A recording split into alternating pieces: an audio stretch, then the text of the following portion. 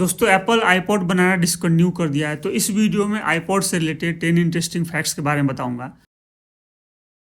तो जो पहला फैक्ट है कि आईपॉड को 23 अक्टूबर 2001 को लॉन्च करा गया था और इसी दिन आईपॉड डे भी मनाया जाता है 23 अक्टूबर को। तो जो दूसरा फैक्ट है कि लॉन्च के कुछ दिन के बाद ही जो आईपॉड था fastest selling music player in the history हो गया और ये बीट करा था सोनी वॉकमैन को। और बता दूं कि 5.5 साल के अंदर ही इसने 100 मिलियन यूनिट्स को मार्केट में बेचा। जो तीसरा फैक्ट है नेमिंग से लेकर कि आईपॉड का जो नेम है वो स्टार्टिंग में आईपॉड नेम नहीं रखा गया था, मतलब कि लॉन्च से कुछ दिन पहले इसका नेम रखा गया था। और ये जो नेम है आईपॉड ये एक मूवी से इंस्पायर्ड है।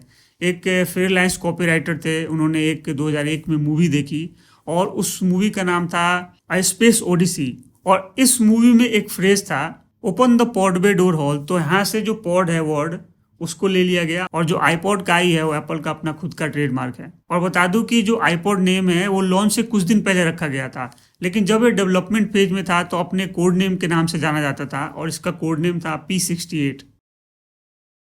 दोस्तों जो चौथा फैक्ट है कि आईपॉड के जितने भी स्क्रीन वाले मॉडल्स हैं वो सब में आप गेम खेल सकते थे। और जो पहला गेम था वो ब्रिक था और उसको एप्पल को फाउंडर स्टीव वॉजनियक ने डिजाइन करा था। उसके बाद भी बहुत सारे गेम को आईपॉड में डाला गया और जब आईट्यून स्टोर आ गया तो बहुत सारे पेड और फ्री गेम्स को भी आईपॉड्स में डाला गया। दोस्तों बता दूं कि कुछ आईपॉड्स के मॉडल्स हैं जो कि बिना स्क्रीन वाले भी हैं, जैसे आईपॉड सफल।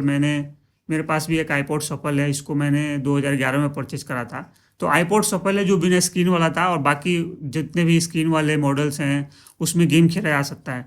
और बता दूं कि जो आईपॉड टच है वो आईफोन के लगभग बराबर है, बस आईफोन के सारे फीचर्स हैं कॉलिंग को छोड़कर। जो सिम वाली कॉलिंग करी जाती है उसको छोड़कर, नेटवर्क कॉलिंग छोड़ के बाकी सारे फीचर्स हैं।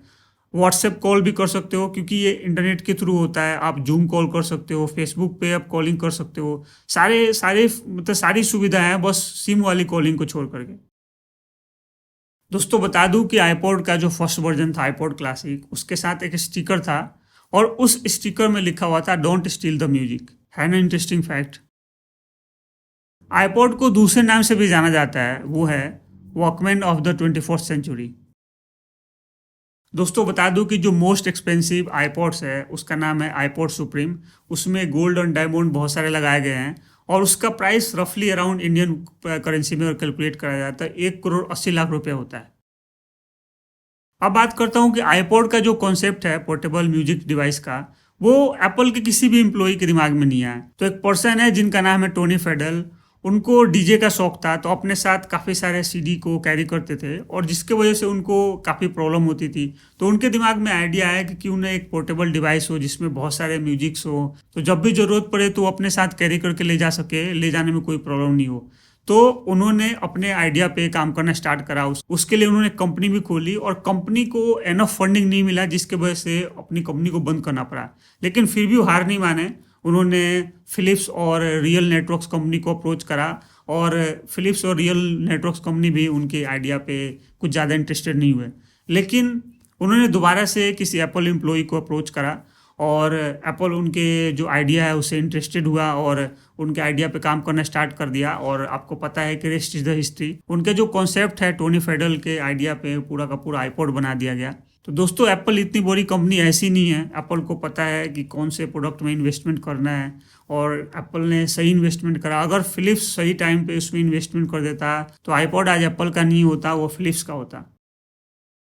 दोस्तों आईपॉड स्टार्टिंग में उतना फेमस नहीं हुआ, वजह ये था उसका कि एक तो वो सिर्फ मैक्स के लिए था, मतलब कि मैक कंप्यूटर के थ्रू ही आप उसमें सॉन्ग को डाल सकते थे, और दूसरा एक एक्सपेंसिव था। तो एक्सपेंसिव चलो ठीक है, कुछ लोग मैनेज कर सकते थे, लेकिन जिन लोगों के पास मैक कंप्यूटर्स नहीं थे वो लोग गाने नहीं डालते थे। तो 2 साल के बाद से थर्ड पार्टी सॉफ्टवेयर का सपोर्ट आया। उसके बाद से बहुत सारे लोगों ने पीसीज के थ्रू और विंडोज कंप्यूटर के थ्रू बहुत सारे लोगों ने गाने डालने स्टार्ट करे और फिर बाद में कुछ दिन के बाद से आईट्यून का सपोर्ट आ गया। दोस्तों आईपॉड का जो फर्स्ट वर्जन था आईपॉड क्लासिक, उसको सितंबर 2014 में उसको डिसकंटिन्यू कर दिया गया, मतलब बंद कर दिया गया।